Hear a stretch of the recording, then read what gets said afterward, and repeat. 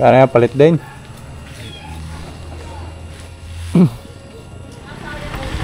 Ba't mo na tayong yung baka.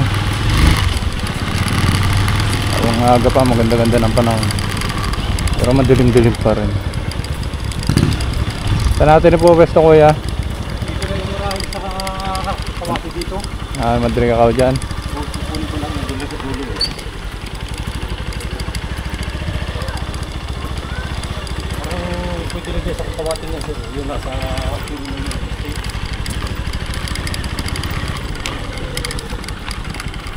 Tingnan na yung bakang ano. Tingnan mo. Diyan na lang. Sasangan yan ano. Hindi na dyan. Dyan. Kukunin ko lang dito. Sa dulo na yun.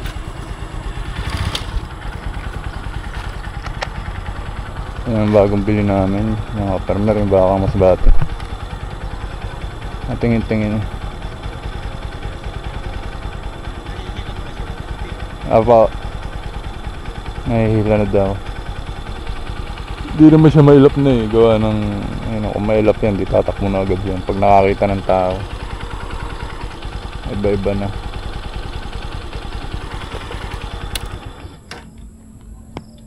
Nakatingin lang dito.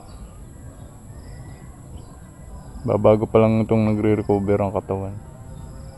Sakto lang yung mortigon sa kanya. Sa Miyerkules makabalik doon sa pinilhan natin ng baka. Doon sa may ano, kinunan natin ito. Miyerkules daw ang dating. Pero tatawag muna ako at baka hindi tumuloy. Di sayang ang biyahe, sayang ang takbo. Kaya tawag muna tayo doon sa may-ari. Yung baka tutusukan namin ay yung alaga ng 2 buwan. Medyo mataba-taba na. Lumiliban pala doon.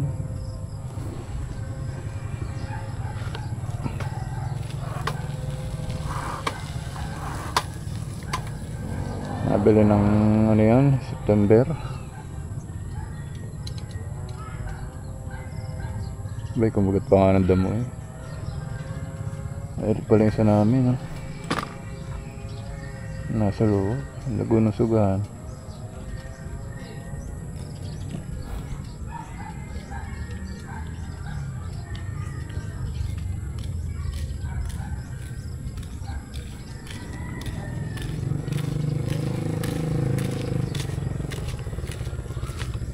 Yung malaki natin nag-iisa sa sagingan.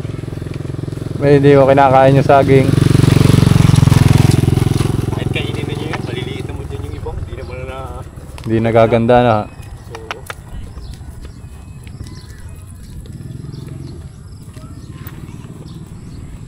Ano ba yun? Tutusukan namin.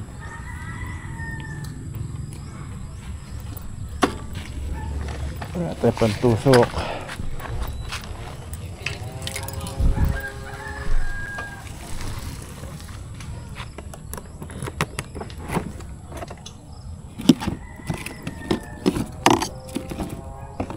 Pantusok, lubid, guantes, kutsilyo. Ito pa yung baka mga lubid na pang mortigon.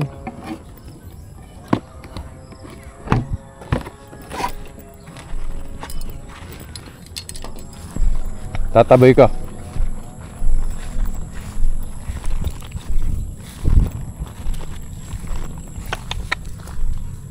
Ay, pumasok dito natin sa kanila kukunin.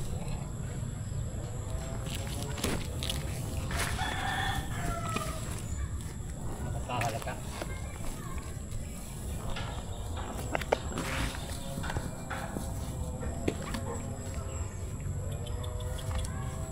Yan.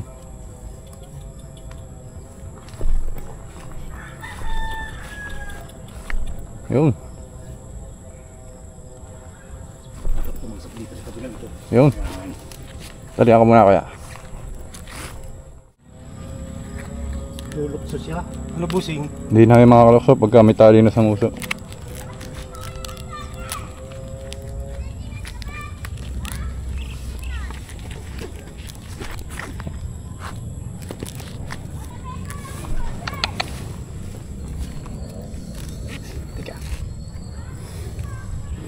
Sigurado ko ito.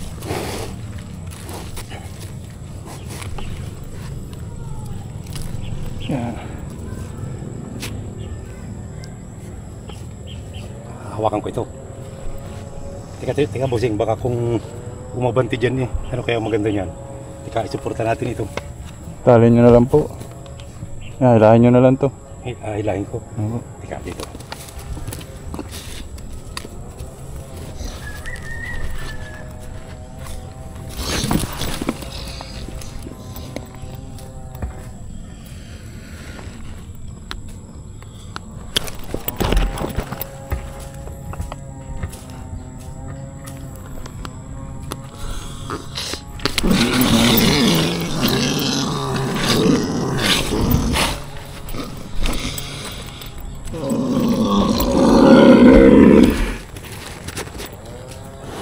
Ihi.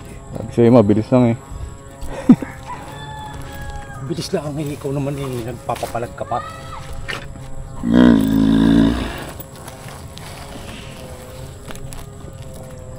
Pabuhol. Bossing. Hindi naman pala ito. Ano po yan? Napapaluwagan.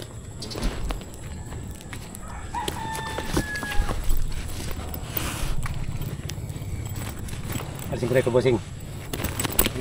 Sa muso. Alisin ko na ito sa muso. Sige po.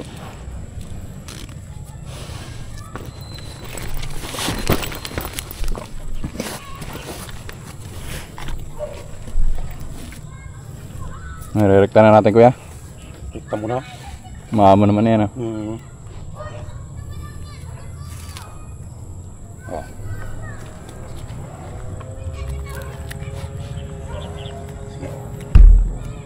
Hindi natin susut dito. Ay, wag na siya. Sige. Teka, ko na. Kapaluwagin ko na. Kapaluwagin ko na. Kasya naman hindi.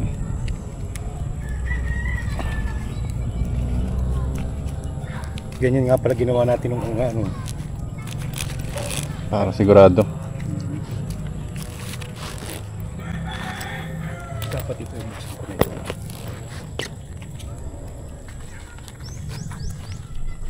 Ayos na po. Samahin niyo, kuya. Sige. Bitawan niyo na. Bitawan niyo na. Papaluwagan ko lang muna ito. Hindi pa natin naturo ko ng vitamins. Naturo ko sana eh. Tuturo ka natin? Oo. Teka, dilahin na natin. Teka.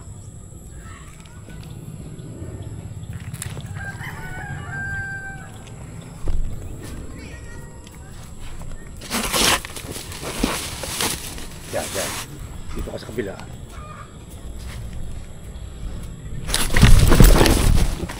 Ayos na po, kuya. Ayos na. Ay, nagsabid pa. Mali pa. Paano pong mali? Ay, anak ng patuloy. Nakasabid, sir. Teka. Hindi, hilahin niyo lang po yung ano. Ay, nakasabid po. Oo. Nagsabid yung buo. Ayun po ah. Yung kama. Oo. Eh di putulin na natin yung kama. Teka, wag na muna. Teka, may lang, sir. Gagawin natin ang paraan yan. Ah, may hila yan, kuya. Paano? Bubuksan natin yung isa. May hila naman. Bubuksan natin ito sa ilong. Di nakarekta na nga lang. Bubuksan natin ito sa ilong. May hila pa natin yan. Atras na yan.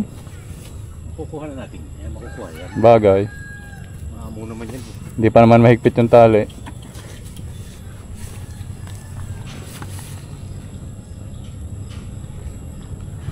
Ay, gusto mo, kuya. Oh. Wala naman. Kasya naman yan eh. Wala, sige. Napakurap. Nakadaka sa ilong mo na yan. Yung sakit yan. Sakit yan, sige. Oh. Sakit yan. Wala. Maya ko na ilalagay.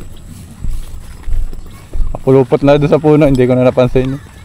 Dito. Nandiyan yung palpak niya. Nasaan pa? Nandiyan sa may puno ng kahoy. Ah.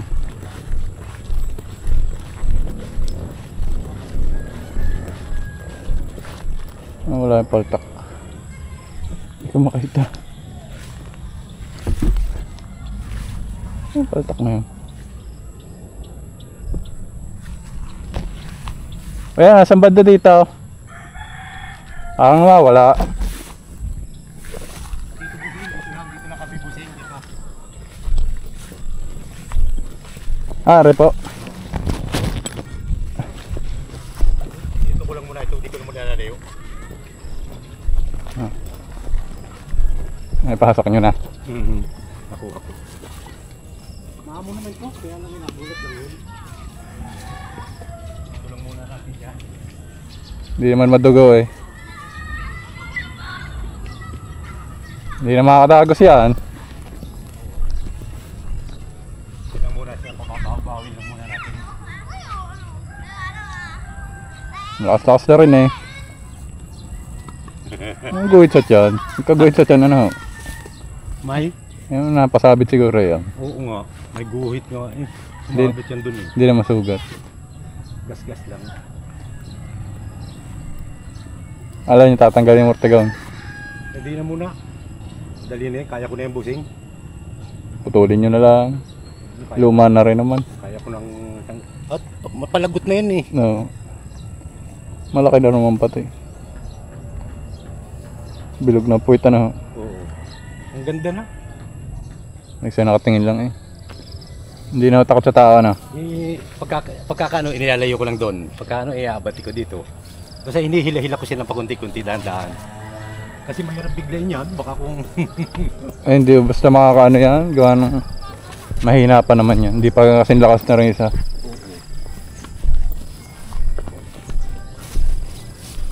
Yan, guwapo ka na. Turo ka na ngayon. Bali wala naman sa kanya. Hindi ka na. Hindi naman madugo. Sanasanay na sa tao yan. Lagi nakakakita ng bata din naglalaro eh. Kaya lalapit down.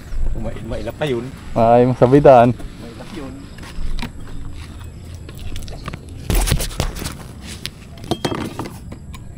Ayos na mga partner.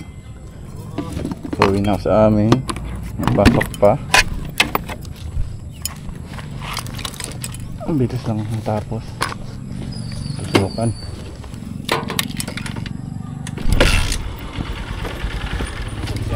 Malago ang sugahan. Nabubusog siya. Busing.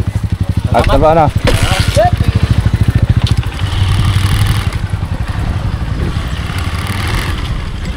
Yun, doon na muna yun at maya-maya ko lang tatanggalin. Bali wala yun. Hindi naman ininda eh. Mahirap makakasumabit boss. Hindi naman ininda. Maganda gawing gumay ang mga gulong na ganyan. Pang ano? Pang ilong, pang lock.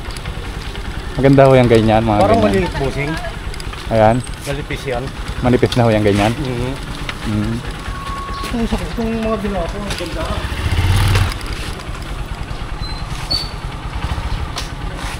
Oo, ang ganda ito ah. Gumawa ako mga Bigyan niyo ako ng ano, mga diply. dalawa at bubutasin ko. Maliit ang butas nito. Ayo, papaluwagin lang yan. Bubutasin ko sa bahay. Pinagagawa ko ito nung wala akong magawa eh gumawa ako ng gumawa. Tibay ito. Diply ito eh. Mudguard. Yan, ang ano ko lang nito, pag gagamitin natin, paluluwagin lang yung butas. Bubutasin ko na para bago tayo magbubutas eh madali na. Pare na ako kuya. Sige, salamat. Ako may trabaho pa. Ayan, shoutout muna kay Mr. Glenn Doblado ng Ormoc City. Ayan, marami pong salamat sa inyong panonood. A few moments later. Ayan, muli magandang umaga ka-farmer. Bali, nandito na ako sa bahay. Ano? So, may mga ilang nagtatanong bakit daw itong ivermectin o itong gamot na to ay sa balat ko itinuturok. May nag-comment na bakit daw ganun. Ay mas mabisa daw kung sa laman. So, nakalagay sa kanya ay SC. Nasabi ko na noon na ang SC ay sa balat lang dapat, subcutaneous. Kung nakalagay IM or kaya naman intramuscular or yan, yan, kung ganyan IM at saka subcutaneous nakasulat, pwede yan sa balat at sa laman. Pero pagka ganitong SC lang ang nakasulat, yan ay sa balat lang talaga. Hindi natin pwedeng hindi susundin yan. Gawa ng itong ivermectin, kung inyong mapapansin, kung kayo gumagamit nito, medyo madugo siya pag tumusok sa balat. So mas lalong dudugo yan pag sa laman tumama. Ngayon yung dugo na yun, at dumugo yan ng dumugo, dahil nga malalim yung turok nyo, tinurok nyo sa laman, hindi na makakalabas yun dun sa balat ng baka. Ito base lang sa obserbasyon ko, hindi na makakalabas yung dugo dun sa balat ng baka. Ngayon yung dugo na yun may ipon, magkakaroon yun ng nana or magiging infeksyon sa madaling sabi. So imbis na magamot yung baka, lalo pang nagkaroon ng problema. So yun po, ibubukol ilang araw lang, mga 3-4 na araw, 1 linggo, magkakaroon niya ng malaking bukol. Sa umpisa, normal lang na magkaroon ng bukol pag tinurukan nyo. Normal lang yun. Tapos medyo lalabas yung ibang mga gamot. Pero pagka naobserbahan nyo pa ng mga 1 linggo, tapos yung bukol niya sobrang laki pa rin, hindi humuhupa, ay infeksyon na po yun. So medyo matrabahong gamutin ang mga infeksyon ng hayop, lalo na yung sa baka na gusto ng dapuan ng langaw. Pagka nagkaroon ng sugat ang baka, andyan agad ang langaw, ang hirap tanggalin. Tapos lagi pang nadidilaan ng baka, so ang hirap pagalingin po ng sugat ng baka. Kaya hanggat maaari ka-farmer, sundin natin itong nakasulat sa gamot na subcutaneous or SC, na huwag po tayong gagawa ng sarili nating diskarte. Dahil ito namang gamot na to, bago naman ito ilabas, siyempre pinag-aralan ito ng gumawa nito. Mabisang gamot pero delikadong gamot kapag kamali po ang paggamit. So itong gantong Kaisin Karayom ka-farmer ay ako nga pagka nagtuturok ako, hindi ko pa hinahayaan basta-basta na iturok lang kahit ganito kaiksi yung karayom ko. Yan. Ano lang yan, 1/2 inch. Ito ang isa 3/4. Yan. Pero ang gamit ko sa ivermectin maiksi lang, lalo na pag hindi akin ng baka. Kahit gaano kahirap ay pinipilit kong iangat yung balat para na sa ganun ay hindi madisgrasya. So pagka akin, okay lang, kahit direktang turok ko. So sa mga nagtataka kung bakit natin itinuturok sa balat ang ivermectin, dahil yun na nakalagay. At base nga sa obserbasyon ko, pwedeng magkaroon ng infeksyon kapag yung dugo hindi nakalabas dun sa sugat, dun sa balat na tinusukan itong karayom, dahil maliit lang yan. 16 grains pero yung dugo maraming lalabas, so hindi makakalabas dun sa balat, infeksyon na mangyayari. Yan. So yun lang yung paliwanag ko dyan ka-farmer. Yun ay base sa ating na obserban sa baka. So pwede mangyari sa inyo yun. Kaya pagka nagka-infeksyon yung baka, panibagong trabaho, so tuturok ulit kayo ng gamot, antibiotics. 3 araw yung gagawin yun, antibiotics, 3 beses na antibiotics. Tapos kailangan nyo butasin yung infeksyon na yun, yung sa balat ng baka. So hindi ganun kadali na gamutin dahil lang sa kaunting pagkakamali. Yan. So paano kung hindi sa inyo yung baka at kayo nausap lang, hindi nakakahiya. So hanggang dito lang ka-farmer, pinaliwanag ko lang, sana ay nakatulong ulit ako sa inyo. Tapos ko lang magbutas ng ilong ng baka. Sa mga nadaanan po ng bagyo, sana kayo ayos lang, pati ang mga alaga nyong hayop. Kami naman okay lang. Napakaganda na ng panahon ngayon. Medyo may umaaraw na rin. Kalamado na. Happy farming po ha. Salamat. Ayan, happy farming po mga ka-farmer. Kayo po palagi mag-iingat, pati ang inyong mga alagang hayop. Hanggang dito na lang po muna. Update ko kayo pagka tayo halimbawa nakabili na ulit ng bagong aalagaan na baka. Salamat po, ingat po. God bless po. Happy farming.